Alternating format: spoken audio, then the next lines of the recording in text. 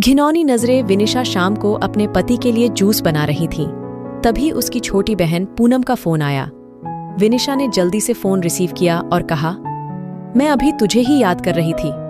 तुझे आम का जूस पसंद है ना, इसलिए जब भी बनाती हूँ हमेशा तेरी याद आ जाती है। पर विनिशा की बहन पूनम बिल्कुल खामोश थी। जब विनिशा ने उसकी खामोशी का कारण पूछा तो पूनम की सिसकियों की आवाज विनिशा के कानों में साफ सुनाई पड़ रही थी। विनिशा बहुत घबरा गई और उसने पूनम से जोर देकर पूछा कि आखिर हुआ क्या है। तब पूनम ने डरते डरते बताना शुरू किया कि अभी मेरे मोबाइल पर किसी अनजान व्यक्ति का फोन आया था और वह मुझे कह रहा था कि वह मुझे जानता है और उसके पास मेरी कुछ फोटोज हैं और अगर मैंने उसकी बातें और शर्त नहीं मानी तो वह उन फोटोज को इंटरनेट पर डाल देगा। तब विनिशा ने पूनम से कहा, पूनम, ऐसे ही कोई गलत नंबर होगा, कोई सिरफिरा ऐसे ही तेरे मजे ले रहा होगा, तू डर मत, कुछ नहीं होगा ऐसा वैसा। तब पूनम ने घबराते हुए कहा, दीदी, मुझे उस इंसान से डर नहीं लग रहा, पर मुझे उसकी बातों से बहुत डर लग रहा है। यह कहकर पूनम रोने लगी। तभी विनिशा ने कहा, तो बताना उस इंसान ने क्या कहा है तुझे। तब पूनम बोली, उसने मुझे कहा है कि अगर वह मेरी फोटो इंटरनेट पर नहीं डाले तो मुझे उसकी सारी मांगे पूरी करनी होगी। उसने कहा है कि आज रात वह मेरे घर पर आएगा। और इतना कहते ही पूनम जोर जोर से रोने लगी और रोते रोते बोली, दीदी, मुझे उसकी बातें सुनकर घिन आ रही है।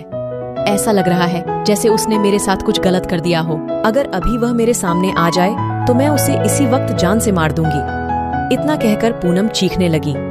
तभी विनिशा ने पूनम से कहा, अरे पूनम, तू संभाल अपने आप को और मुझे उस घिनौने इंसान के नंबर भेज, मैं उसे अभी मजा चखाती हूँ। ये कहकर विनिशा ने फोन काट दिया। पूनम ने उस बदमाश के नंबर और उनके बीच हुई बात की रिकॉर्डिंग विनिशा को भेजी।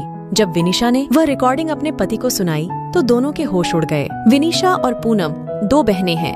उनकी मम्मी का अभी 3 साल पहले ही देहांत हो चुका है और विनिशा की शादी अभी 1 साल पहले ही हुई थी। घर में बस अब उसके पापा और पूनम ही हैं। अब मोबाइल पर ऐसी धमकी भरी अश्लील बातें कोई भी बेटी अपने पिता को आसानी से नहीं बता सकती, इसलिए पूनम ने सारी बातें अपनी दीदी भी विनिशा को बताईं। अगले दिन ही विनिशा और उसका पति पुलिस स्टेशन पर जाकर उस इंसान के खिलाफ पुलिस कंप्लेंट करवा आए। बाद में जब पुलिस ने छानबीन की तो पता लगा वह लड़का पूनम के मोहल्ले का ही निकला, जो मानसिक गंदगी से पीड़ित था। उसकी सोच और उसके विचार हर एक लड़की के प्रति घिनौनी नजर रखते थे।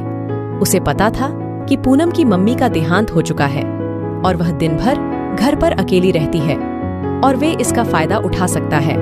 और वह लड़का अपनी बुरी नजरों और घटिया बातों से पूनम की आत्मा के साथ खिलवाड़ कर रहा था। पर बाद में जब उसे पुलिस ने पकड़ लिया तो उसे जेल की सलाखों के पीछे जाना पड़ा था। आज भी हमारे समाज में उस जैसे मानसिक रोगी बैठे हैं जो हजारों लड़कियों की आत्मा के साथ खिलवाड़ कर रहे हैं। इनमें से कुछ लड़कियां तो मजबूत होती हैं, जो ऐसे रोगियों को अच्छा सबक सिखाती हैं, और कुछ लड़कियां उनसे डर जाती हैं और उनकी मांगों को पूरा करते करते उनकी घिनौनी नजरों का शिकार बनती है। पर आज समय आ गया है कि ऐसे मानसिक रोगियों को हम लड़कियां ही सबक सिखा सकती हैं। इसलिए लड़कियों को उनसे डरने की बजाय उनका डटकर सामना करना चाहिए। ये कहानी आपको कैसी लगी कमेंट्स में जरूर बताइए और अभी तक मेरे चैनल को सब्सक्राइब नहीं किए हैं तो कर लीजिए, क्योंकि ऐसे ही हमारे दिलचस्प कहानियों का आपको नोटिफिकेशन मिलता रहे। और अपने दोस्तों और रिश्तेदारों में शेयर जरूर करें। धन्यवाद।